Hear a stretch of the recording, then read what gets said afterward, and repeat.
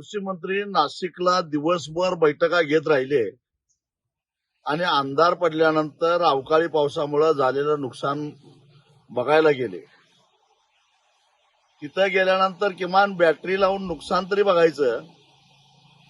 तिथं शेतकऱ्यांच्यावर वाद घातला, आपली अक्कल पाजळली.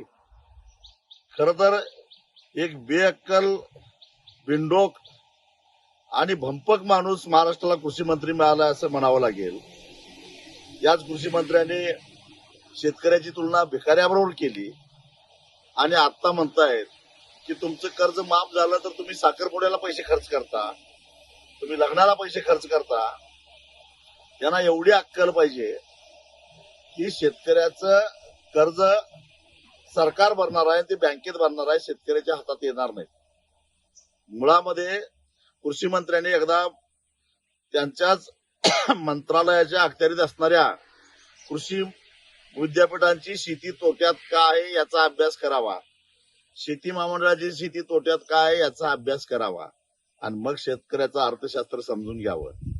हमी भावापेक्षा 1200 रुपये कमी किमतीमध्ये सोयाबीन विकायची वेळ आलेली आहे.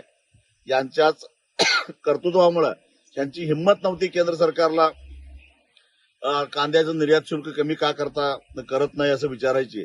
त्यामुळे शेतकऱ्याला केवढी मोल किमतीनं कांदा विकावा लागला.